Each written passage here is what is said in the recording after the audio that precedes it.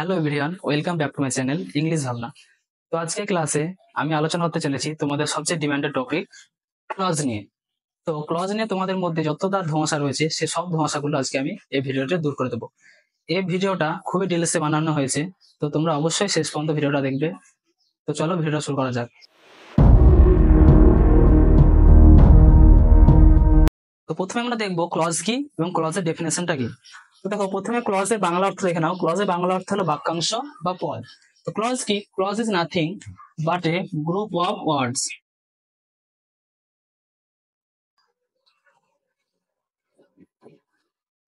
অর্থাৎ ক্লজ হলো কতগুলো শব্দগুচ্ছ বা বাক্যাংশের সমষ্টি। তো দেখো, এই গ্রুপ অফ ওয়ার্ডস এর মধ্যে কি থাকবে? থাকবে আমার সাবজেক্ট প্লাস ফাইনাইট ভার্ব, আর তার সাথে থাকবে প্রেডিকেট। তো ক্লজ কতগুলো শব্দগুচ্ছের সমষ্টি বা বাক্যাংশের। থাকবে সাবজেক্ট, তার সাথে থাকবে ফাইনাইট ভার্ব এবং তার সাথে থাকবে প্রেডিকেট। চলো একটা এক্সাম্পল বুঝে নিই। দেখো, হি ওয়ার্কস ডেলি। এখানে ভালো করে লক্ষ্য করবে, হিটা কি না তো সাবজেক্ট, তাহলে এখানে পেয়ে গেলাম আমরা সাবজেক্ট। ওয়ার্কসটা কি না তো ভার্ব, আর ডেলিটা হচ্ছে প্রেডিকেট। তো তোমরা দেখতে পাচ্ছ হি ওয়ার্কস ডেলি, এটা কি হয়ে গেল একটা না তো ক্লজ। তো এবার মেন জিনিস দেখো যে হি ওয়ার্কস ডেলি এটা তো সেন্টেন্সও।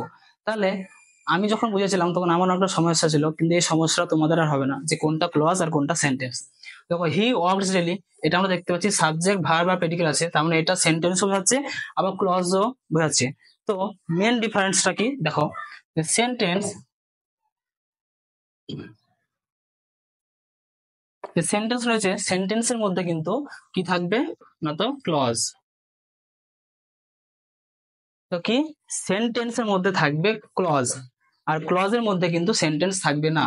তাই ক্লজ কাকে বলে না তো কতগুলো শব্দগুচ্ছের সমষ্টি। আর সেন্টেন্স, সেন্টেন্সের আরেকটা মেন ডিফারেন্স কি, সেন্টেন্স আমাদেরকে কমপ্লিট সেন্স দেবে, মানে কমপ্লিট আমাদের ইনফরমেশন দেবে যে আমাদের সামনের বক্তা কি বলতে চাইছে বা কি বোঝাতে চাইছে। কিন্তু ক্লজের জরুরি নয় যে আমাকে সবসময় কমপ্লিট সেন্স দেবে, মানে বক্তা কি বলতে চাইছে। ক্লজে কোন কোনো সময় আমরা কমপ্লিট যে সেন্স সেটা পাই না, আবার কোনো কোনো সময় ক্লজে কমপ্লিট সেন্সও পায়। তো আমরা আগে আরো বিস্তারিত জানবো। তো তোমরা এখানে ডিফারেন্সটা বোঝো ভালো করে যে সেন্টেন্স কি। সেন্টেন্স হচ্ছে একটা মিনিংফুল আমাদেরকে বোঝাবে, মানে মিনিংফুল হবে। আর এখানে ক্লজ কি? ক্লজ না তো সবসময় মিনিংফুল হতে পারে, আবার কোনো কোনো সময় নাও হতে পারে। তো আরেকটা এক্সাম্পল দিলে তোমরা ভালো বুঝতে পারবে। আর যতক্ষণ না ক্লজ সম্পর্কে তোমাদের ধারণাটা ভালো হচ্ছে ততক্ষণ আমি এগোবো না। তো দেখো আরেকটা উদাহরণ।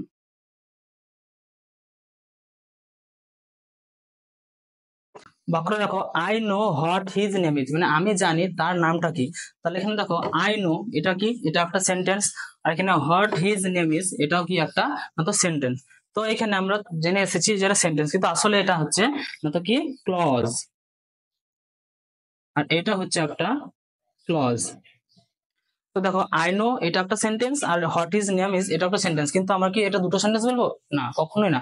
আমরা এটা একটা সেন্টেন্স বলবো।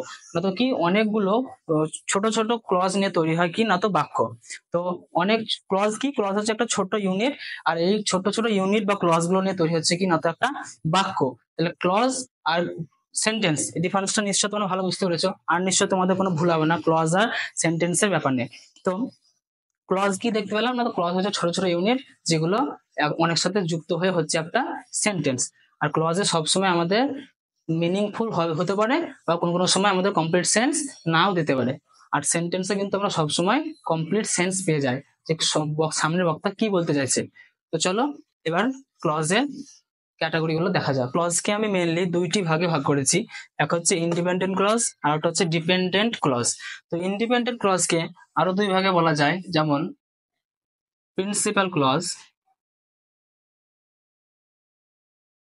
আবার কেউ কেউ বলে মেন ক্লজ। আর ডিপেন্ডেন্ট ক্লজকে আমরা আর এক নামে জানি, সেটা হচ্ছে সাবঅর্ডিনেট ক্লজ। তো ক্লজের দুইটি ভাগ মেনলি, এক হচ্ছে ইন্ডিপেন্ডেন্ট আর একটা হচ্ছে ডিপেন্ডেন্ট। ইন্ডিপেন্ডেন্ট মানে আমরা বুঝতে পারছি যে স্বাধীন, মানে এ কারো ওপর ভরসা করে না। আর ডিপেন্ডেন্ট মানে কি না তো ইন্ডিপেন্ডেন্ট ক্লজের ওপর নির্ভর করে। তো ইন্ডিপেন্ডেন্ট আর ডিপেন্ডেন্ট ক্লজ দুটো মেন ক্লজ, তার সাথে আর একটা ক্লজ হয় সেটা হচ্ছে কোঅর্ডিনেট ক্লজ। তো কোঅর্ডিনেট ক্লজটা আমরা জানবো। আগে আমরা দেখে নিই ইন্ডিপেন্ডেন্টটা কি। ইন্ডিপেন্ডেন্ট মানে হচ্ছে স্বাধীন। একটা বাংলা গান আছে না, যে যদি তোর ডাক শুনে কেউ না আসে তবে একলা চলো রে। তো এই ইন্ডিপেন্ডেন্ট এ একলা চলতে পারে, কিন্তু এই যে ডিপেন্ডেন্ট রয়েছে সে কিন্তু একলা চলতে পারে না, এর সবসময় একটা সঙ্গীত দরকার হয়। তো এই ক্লজকে আমরা দেখতে পেলাম দুই ভাগে ভাগ করলাম মেন, একটা ইন্ডিপেন্ডেন্ট ডিপেন্ডেন্ট, আর ক্লজের আর একটা অংশ রয়েছে সেটা হচ্ছে কোঅর্ডিনেট। ইন্ডিপেন্ডেন্ট কারোর উপর ভরসা করে না, আর ডিপেন্ডেন্ট কারোর উপর ভরসা করে বলতে গেলে ইন্ডিপেন্ডেন্ট ক্লজের উপর নির্ভর করে থাকে। আবার এই ডিপেন্ডেন্ট ক্লজের তিনটি ভাগ রয়েছে। ডিপেন্ডেন্ট ক্লজের তিনটি ভাগ রয়েছে, এক হচ্ছে অ্যাডজেক্টিভ ক্লজ, দুই হচ্ছে অ্যাডভার্ব ক্লজ, আর তিন হচ্ছে নাউন ক্লজ। তো আমরা এই ভিডিওতে শুধু এই ইন্ডিপেন্ডেন্ট আর ডিপেন্ডেন্ট এটা নিয়ে জানবো, আর এই তিনটে ক্লজের ব্যাপারে আমরা পরে ভিডিওতে আলোচনা করব। তো চলো এই ইন্ডিপেন্ডেন্টটা ডিটেলসে উদাহরণের সাহায্যে বোঝা যাক। তো ইন্ডিপেন্ডেন্ট ক্লজ এই ওয়ার্ডটা শুনে তোমাদের মধ্যে একটা নিশ্চয় ধারণা আসছে যে ইন্ডিপেন্ডেন্ট মানে হচ্ছে স্বাধীন, আর ইন্ডিপেন্ডেন্ট ক্লজ এটার বাংলা অর্থ হবে স্বাধীন বাক্যাংশ, অর্থাৎ এ কারোর উপর নির্ভর করে না নিজের অর্থ প্রকাশ করার জন্য। আর ইন্ডিপেন্ডেন্ট ক্লজের উদাহরণ বলতে গেলে যে সমস্ত রেগুলার সেন্টেন্স রয়েছে, সমস্ত রেগুলার সেন্টেন্স হচ্ছে কি না তো আমাদের এই ইন্ডিপেন্ডেন্ট ক্লজ। তো চলো কিছু উদাহরণ আমরা দেখে নিই।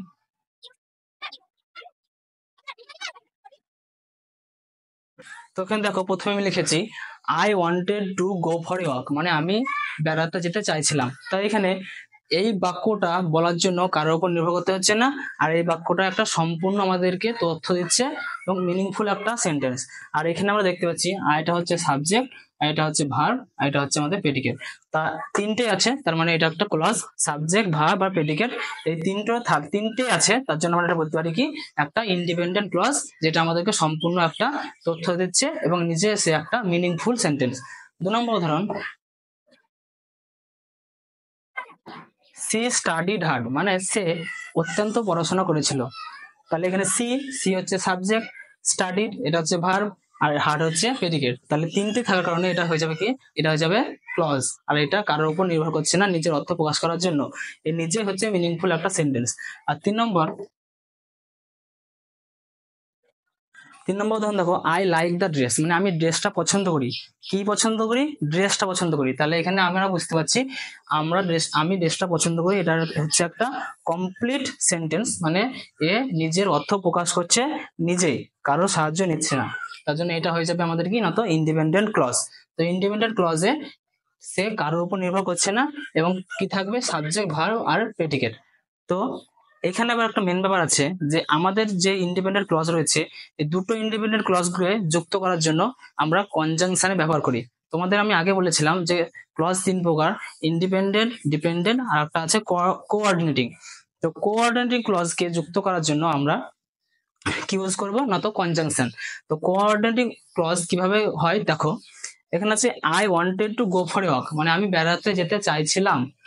তাহলে এখানে যদি আমি যুক্ত করে দিই বাট ইট স্টার্টেড রেনিং, আমি বেড়াতে যেতে চাইছিলাম কিন্তু বৃষ্টি শুরু হয়ে গিয়েছিল। তাহলে এখানে দেখতে পেলাম এটা একটা ইন্ডিপেন্ডেন্ট ক্লজ, আবার এইখানে এইটাও একটা কি না তো ইন্ডিপেন্ডেন্ট ক্লজ। তাহলে দুটো ইন্ডিপেন্ডেন্ট ক্লজকে যুক্ত করছে কে না তো এই বাট, এগুলো বলা হয় ব্লাইন্ডার্স। আর এই কনজাংশন গুলোকে আমরা কি হিসাবে দেখবো না তো কোঅর্ডিনেটিং ক্লজ। এইটাকে বলা হবে তখন কি না তো কোঅর্ডিনেটিং ক্লজ। আর কোঅর্ডিনেটিং ক্লজ যুক্ত করার জন্য কনজাংশনের প্রয়োজন হয়, আর সেই কনজাংশন গুলো মনে রাখার শর্টকাট হচ্ছে ফ্যান বয়েজ।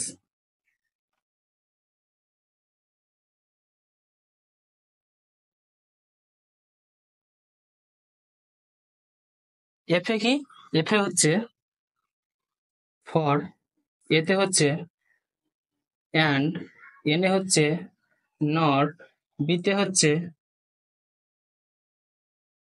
বাট, ওতে হচ্ছে অর, ওয়াই হচ্ছে ইয়েট, আর এসে হচ্ছে আমাদের শো। তো এই কোঅর্ডিনেটিং কনজাংশন গুলো মনে রাখার শর্টকাট কি বললাম না তো ফ্যান বয়েজ। এফ এ ফর, এতে অ্যান্ড, এন এ নট, বিতে বাট, ওতে ওয়ার, ওয়াই এ ইয়েট, এস এ শো। তো এইগুলোর সাহায্যে আমরা কোঅর্ডিনেটিং কনজাংশন মানে কোঅর্ডিনেটিং ক্লজ গুলো তৈরি করতে পারবো। তাহলে দেখো কোঅর্ডিনেটিং ক্লজ আর একটা দেখা যাক, সি স্টাডিড হার্ড, মানে সে অত্যন্ত পড়েছিল, অ্যান্ড পাস্ট দ্য এক্সাম, এখানে পাস্টের আগে সি, তাহলে এখানে সি স্টাডিড হার্ড, সে অত্যন্ত পড়েছিল, and she pass the exam, এবং সে পরীক্ষাটা পাসও করেছিল। তাহলে এখানে দেখো এই সি পাস দ্য এক্সাম এটা একটা সেন্টেন্স আর এটা একটা সেন্টেন্স, এই দুটো হচ্ছে কি না তো ইন্ডিপেন্ডেন্ট ক্লজ। এই দুটো ইন্ডিপেন্ডেন্ট ক্লজকে যুক্ত করলে ওকে না তো অ্যান্ডটা হচ্ছে কনজাংশন, দেখো আমি এখানে লিখে দিয়েছি। তাহলে এইটা হয়ে যাবে কি না তো আমাদের কোঅর্ডিনেটিং ক্লজ। আর একটা দেখো আই লাইক দ্য ড্রেস, আমি ড্রেসটা পছন্দ করি কিন্তু আমি এটা এখন কিনতে পারবো না, but I can't buy it right now। এখানে দেখো আই লাইক দ্য ড্রেস, এটা হচ্ছে একটা ইন্ডিপেন্ডেন্ট ক্লজ, আর I can't buy it right now এটা হচ্ছে একটা কি তো ইন্ডিপেন্ডেন্ট ক্লজ। দুটোই নিজের মানে বোঝাচ্ছে, কারোর জন্য নির্ভর করছে না, তাই জন্য এটা হয়ে যাবে কি না তো কোঅর্ডিনেটিং ক্লজ। আর আরেকটা সুন্দর উদাহরণ দিই, যেটা মিল্টনের লেখা প্যারাডাইস লস্টের,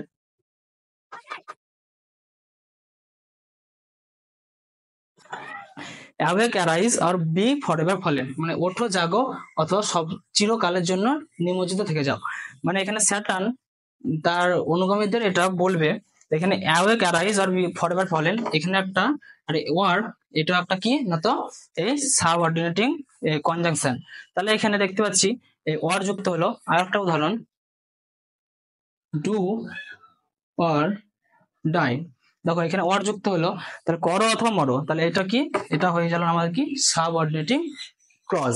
তাহলে তোমরা দেখতে পেলে ইন্ডিপেন্ডেন্ট ক্লজ কারোর উপর নির্ভর করছে না নিজের অর্থ প্রকাশ করার জন্য, সে একাই নিজের অর্থ প্রকাশ করতে পারছে এবং কারো সাহায্য নিচ্ছে না। আর দুটো ইন্ডিপেন্ডেন্ট ক্লজকে যুক্ত করার জন্য কারোর সাহায্য নিতে হচ্ছে না তো এই কনজাংশনের, আর কনজাংশন যখন যুক্ত হচ্ছে তখন সেটা হয়ে যাচ্ছে কি তো সাবঅর্ডিনেটিং ক্লজ। তো চলো এবার ডিপেন্ডেন্ট ক্লজটা বুঝে নেওয়া যাক। তো এবার আমরা দেখবো ডিপেন্ডেন্ট ক্লজটা কি। ডিপেন্ডেন্ট ক্লজটা হচ্ছে এমন একটা ক্লজ যেটা কারোর উপর নির্ভর করে থাকে। আমরা জানি ডিপেন্ড মানে কি নির্ভর করে থাকা। ডিপেন্ডেন্ট ক্লজের কোনো নির্দিষ্ট মানে থাকে না, এর নিজের মানেটা কমপ্লিট করার জন্য অন্য কারোর উপর নির্ভর করে থাকে, মানে ইন্ডিপেন্ডেন্ট ক্লজ বা প্রিন্সিপাল ক্লজের উপর নির্ভর করে থাকে। আর ডিপেন্ডেন্ট ক্লজের আর এক নাম হলো সাবঅর্ডিনেট ক্লজ। তো তোমরা গুলিয়ে ফেলো না সাবঅর্ডিনেট কি আবার অন্য কি, তাহলে সাবঅর্ডিনেট ক্লজ আর ডিপেন্ডেন্ট ক্লজ দুটোই কিন্তু একই। তো ডিপেন্ডেন্ট ক্লজ কি বললাম না তো সে ইন্ডিপেন্ডেন্ট ক্লজের উপর নির্ভর করে থাকবে এবং সে নিজের মানেটা প্রকাশ করার জন্য সবসময় প্রিন্সিপাল ক্লজ বা ইন্ডিপেন্ডেন্ট ক্লজের সাহায্য নেবে। আর ইন্ডিপেন্ডেন্ট ক্লজের নির্দিষ্ট কোনো মানে হয় না। আর ডিপেন্ডেন্ট ক্লজের কেন মানে হয় না তো আমরা দেখবো চলো। তার আগে আমি তোমাদেরকে ডিপেন্ডেন্ট ক্লজ বা সাবঅর্ডিনেট ক্লজ চেনার একটা সহজ উপায় বলে দিচ্ছি। দেখো এখানে সাবঅর্ডিনেট কনজাংশন দিয়ে শুরু হবে এই ডিপেন্ডেন্ট ক্লজ। সাবঅর্ডিনেট কনজাংশন কি দেখো কিছু উদাহরণ লিখেছি, যেমন as, that, while, because, since, until, though, as, soon as, while, after, how, etcetera. এগুলো মেন আরো যে অনেক রয়েছে, আর সেগুলোর লিস্ট তোমরা আমি দিয়েছি দেখতে পাচ্ছ স্ক্রিনের উপর, এটা স্ক্রিনশট নিতে পারো অথবা তোমরা খাতায় নোট করে নিতে পারো। তো চলো দেখি আমরা ডিপেন্ডেন্ট ক্লজ কিভাবে ইন্ডিপেন্ডেন্ট ক্লজের উপর নির্ভর করে থাকে। প্রথমে দেখো ইফ ইউ স্টাডি হার্ড, মানে যদি তুমি অত্যন্ত বা কঠোর পড়ো, ভালোভাবে পড়ো, you will pass the exam, তাহলে তুমি পরীক্ষা উত্তীর্ণ হবে। তাহলে এখানে ইফ ইউ স্টাডি হার্ড এটা কি এটা হচ্ছে ডিপেন্ডেন্ট ক্লজ, মানে এটার মানে এরকম হবে যদি তুমি কঠোর ভাবে পড়ো তাহলে তুমি পরীক্ষায় পাস করবে। তাহলে যদি তুমি কঠোরভাবে পড়ো এটা যদি বলি তাহলে তারপরে একটা কিছু থেকে যাচ্ছে, তাহলে এই এই যে ক্লজটা আছে এটা কিন্তু আমাদের সম্পূর্ণ সেন্স দিচ্ছে না বা সম্পূর্ণ ইনফরমেশন দিচ্ছে না, মানে সামনের বক্তা যা বলছে সেটা সম্পূর্ণভাবে আমরা বুঝতে পারছি না, তার জন্য এটা হয়ে যাবে কি না তো ডিপেন্ডেন্ট ক্লজ। তারপরে you will pass the exam, এটা আমাদের কি না তো আমাদের এটা ইন্ডিপেন্ডেন্ট ক্লজ, আর এটা হচ্ছে আমাদের প্রিন্সিপাল ক্লজ বা ডিপেন্ডেন্ট ক্লজ। তো বুঝতে পারলে তোমরা যে যেই ক্লজটা কি না তো সম্পূর্ণ অর্থ দিচ্ছে না সেটা হচ্ছে আমাদের ডিপেন্ডেন্ট ক্লজ, আর যেই ক্লজটা আমাদের অন্য কারোর উপর নির্ভর করছে না, সে নিজেই একটা কমপ্লিট মিনিং দিচ্ছে, সেটা হচ্ছে কি না তো ইন্ডিপেন্ডেন্ট ক্লজ। 2 নম্বর দেখো as soon as I get home I will call you, মানে বাড়ি পৌঁছা মাত্রই আমি তোমাকে কল করব। তাহলে এখানে অ্যাজ সুন অ্যাজ এটা হচ্ছে কি না তোমাদের ডিপেন্ডেন্ট ক্লজ, আর আই উইল কল ইউ এটা হয়ে যাবে কি না তোমাদের ইন্ডিপেন্ডেন্ট ক্লজ। তাহলে as soon as I get home, যখনই আমি মানে বাড়ি পৌঁছাবো, তার মানে কি তারপরে একটা কিছু না কিছু একটা থাকছে, তাহলে এটা এর উপর নির্ভর করছে, তার জন্য এটা হয়ে যাবে কি আমাদের ডিপেন্ডেন্ট ক্লজ, আর এই বাক্যটা হয়ে যাবে আমাদের কি না তো ইন্ডিপেন্ডেন্ট ক্লজ। তারপর ধরুন দেখো she went to bed early, সে বিছানায় ঘুমোতে তাড়াতাড়ি গিয়েছিল, বিকজ কারণ সি ওয়াজ টায়ার্ড, সে ছিল ক্লান্ত। তাহলে আমরা দেখতে পেলাম কোনো কোনো সময় ডিপেন্ডেন্ট ক্লজের যে সাবঅর্ডিনেট কনজাংশন সেগুলো প্রথমে থাকতে পারে, আবার কোনো কোনো সময় এই মাঝে থাকতে পারে মধ্যখানে। তাহলে এখানে বিকজ সি ওয়াজ টায়ার্ড এটা হচ্ছে আমাদের ডিপেন্ডেন্ট ক্লজ, আর এই ক্লজটা হচ্ছে আমাদের কি না তো ইন্ডিপেন্ডেন্ট ক্লজ, আর এটা হচ্ছে ডিপেন্ডেন্ট ক্লজ। তো এভরিবডি ক্ল্যাপ, সবাই হাততালি দিয়েছিল, হোয়েন দ্য মুভি এন্ডেড, যখন মুভিটা শেষ হয়েছিল। তাহলে হোয়েন দ্য মুভি এন্ডেড যদি এই কথাটা বলি আমরা, যখন মুভিটা শেষ হয়েছিল, তাহলে এটা একটা কমপ্লিট আমাদেরকে ইনফরমেশন দিচ্ছে না, কিন্তু যখন আমরা বলবো এভরিওয়ান ক্ল্যাপ, সবাই হাততালি দিয়েছিল, হোয়েন দ্য মুভি এন্ডেড যখন এই মুভিটা শেষ হয়েছিল, তাহলে এখানে হোয়েন দ্য এন্ডেড এটা হয়ে যাবে আমাদের কি না তো এটা আমাদের হয়ে যাবে ডিপেন্ডেন্ট ক্লজ, আর এটা হয়ে যাবে আমাদের কি না তো ইন্ডিপেন্ডেন্ট ক্লজ। তোমরা দেখতে পাচ্ছ যে যেই ক্লজ গুলো কারোর উপর নির্ভর করে থাকছে সেটা হচ্ছে কি না তো ডিপেন্ডেন্ট, আর যা কারোর উপর নির্ভর করে থাকছে না সেটা হচ্ছে কি না তো ইন্ডিপেন্ডেন্ট। আর এই সাবঅর্ডিনেট ক্লজ গুলো তোমরা মাথায় রাখবে। আর দেখো she went to bed early because she was tired, এখানে আমি যদি বিকজ সি ওয়াজ টায়ার্ড এটা শুধু বলি, তাহলে কারণ সে ক্লান্ত ছিল, তাহলে এখানে কিন্তু এটা কমপ্লিট আমাদেরকে সেন্স দিচ্ছে না। বিকজ সি ওয়াজ টায়ার্ড মানে সে ক্লান্ত ছিল কারণ, তারপরে যদি আমরা কিছু একটা না বলি তাহলে কিন্তু আমাদের যে কমপ্লিট একটা সেন্স সেটা আমরা পাচ্ছি না। তারপরে she went to bed early এটা বলার পর আমাদের একটা সম্পূর্ণ তথ্য আমরা পাচ্ছি। তাহলে আমরা দেখতে পাচ্ছি যে সাবঅর্ডিনেট কনজাংশন বা এই ডিপেন্ডেন্ট ক্লজ গুলো যদি আমরা যোগ না করি, তাহলে আমাদের যে মনের ইচ্ছা সেটা আমরা সম্পূর্ণভাবে ব্যক্ত করতে পারছি না।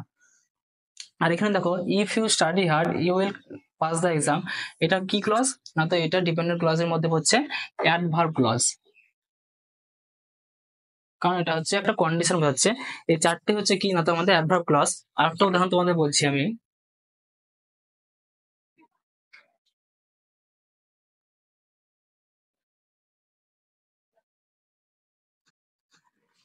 দেখো I know the person who can assist us, মানে আমি সেই ব্যক্তিটাকে চিনি যে আমাদের সাহায্য করতে পারে। তাহলে এখানে আই নো দ্য পার্সন এটা হচ্ছে ইন্ডিপেন্ডেন্ট ক্লজ, আর হু ক্যান অ্যাসিস্ট আস এটা হচ্ছে আমাদের ডিপেন্ডেন্ট ক্লজ। আর হু ক্যান অ্যাসিস্ট আস এখানে কে সাহায্য করতে পারে না তো ব্যক্তির কথা বলছে, তার জন্য এটা কি হয়ে যাবে না তো নাউন ক্লজ। এই নাউন ক্লজ, অ্যাডজেক্টিভ ক্লজ আর অ্যাডভার্ব ক্লজ আমি এই পরের পার্টে আলোচনা করতে চলেছি। আরেকবার তোমাদের আমি সারসংক্ষিপ্ত ভাবে বলে দিচ্ছি ডিপেন্ডেন্ট আর ইন্ডিপেন্ডেন্ট ক্লজটা।